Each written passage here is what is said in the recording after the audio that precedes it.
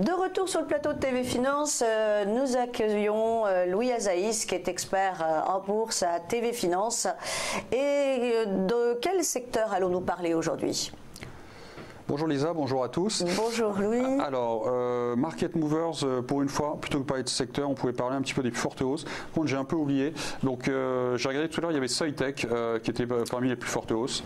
Donc, c'est vrai qu'elle est bien orientée. On voit qu'elle a fait un petit gap, c'était la semaine dernière. On est un petit peu en phase d'accélération. On se rapproche de la zone de résistance à 71,40. Il suffirait de la dépasser et ça permettrait donc de militer pour une nouvelle jambe d'accélération en fait en direction de 75 et 91,80. Alors Soitec c'est quoi? C'est typiquement les semi-conducteurs. Hein. Donc c'est vrai qu'en France on n'en a pas beaucoup, on a Soitec et on a STM. Sachant que les marchés américains étaient fermés hier, ça veut dire qu'elle est a priori particulièrement forte. Qu'est-ce que j'avais vu encore comme valeur? Parce que là c'est vraiment les plus fortes hausses. Bon, j'ai pas de... On voit quand même que le palmarès du CAC 40 aussi est à la hausse, avec Peugeot, avec Vinci, avec L'Oréal. D'accord, on va regarder ça. Orange, Lafarge-Holcim, dans la construction. Donc il y a eu les résultats de Renault, et ça n'a pas vraiment fait bouger le stock. Et quand on regarde Peugeot aussi, Peugeot elle fait gentiment du surplace. Elle est autour des 18. Elle est autour des 17 960, oui. Et il y a la zone de support ici à 17,54, donc elle fait vraiment du surplace. Je pense que j'avais vu Eurotunnel, qui était dans les actions bien orientées, là ça me revient. Oui. Donc Eurotunnel, groupe Eurotunnel. Hein. Donc la zone de résistance ici à 11,20, on a échoué 2 fois. Il y a la petite zone de support ici à 10,80. Pour l'instant la dynamique elle reste haussière. On a un petit peu de mal effectivement à dépasser cette résistance, mais bon, il n'y a pas de risque majeur et donc on se dirige vers les 11,30. Dans les baisses, je crois que j'avais vu un petit peu Europcar. Alors Europcar, c'est un titre qui avait beaucoup souffert, on le voit ici. Hein. Il y a un plus haut historique le 20 juillet, on a une tentative de dépasser ce plus haut historique le 13 septembre avec un beau piège, on appelle ça un bull trap, donc un piège à intérêt acheteur. Un bull trap, oui. Ça a provoqué une belle correction ici avec ce gap du 10 novembre. Donc on a essayé de se reprendre un petit peu en fin d'année 2017, début du mois de décembre. Là.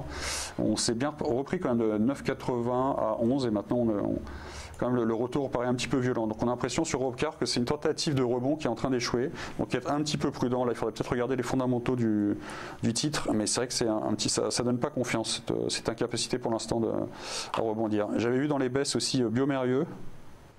Oui. Dans tout ce qui est medtech, biotech. Et donc Biomérieux, c'est très différent. Effectivement, elle baisse, mais c'est elle plutôt une action qui est très forte. Alors que le secteur de la santé est vraiment en difficulté à l'heure actuelle, quand on prend certaines valeurs type Sanofi ou Roche ou Novartis, ils ont beaucoup baissé. On voit qu'elle, Biomérieux, elle n'est pas du tout concernée en fait. Donc il y avait, elle enchaîne les plus hauts. Qui la tire vers le haut avec l'Asie, oui. Voilà, donc elle n'est pas du tout concernée. Donc les plus hauts s'enchaînent. On avait fait une base haussière ici au-dessus des 66,30. Et donc on avait fait un nouveau plus haut historique la semaine dernière au-dessus des 80, donc là on fait un petit gap. C'est plus en fait une phase de consolidation intermédiaire pour Biomérieux, mais le titre reste effectivement dans une dynamique plutôt forte. Alors qu'est-ce que j'avais vu d'autre? Sinon on peut regarder un peu les pétrolières. On a repris un petit peu du poil de la bête à 89,17, 0,71 même. Donc remonte un peu.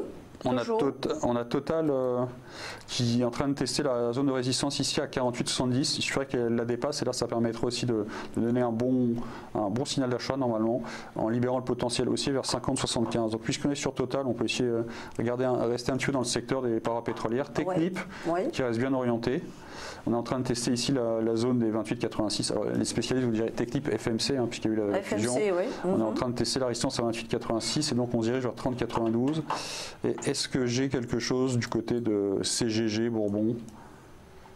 Parce que CGG, on se souvient de l'épisode pendant l'été. Est-ce qu'elle va être en mesure de repartir? CGG, il y a enfin une bonne nouvelle. Je me souviens qu'elle avait beaucoup souffert pendant l'été. Oui. Après, ici, ça a été l'explosion à la hausse. C'était donc on va dire, les rumeurs d'OPA. A priori, l'OPA s'est pas faite. Il y a eu plein de de réunions avec les actionnaires pour essayer d'un petit peu de recapitaliser l'entreprise pour voir si elle pouvait repartir de l'avant. Et a priori, c'est ce qui est en train de se passer là sur CGG.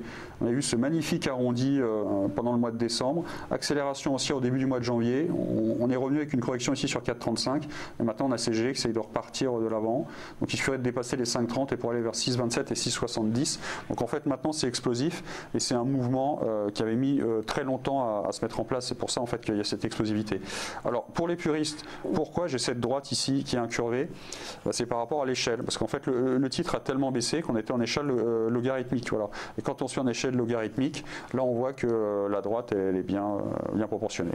Donc voilà, ça fait quand même pas mal de titres. D'accord. Merci beaucoup Louis. Merci pour toutes ces informations techniques et pointues. Et nous allons continuer sur TV Finance à vous donner encore plus d'informations dans Direct Investisseur.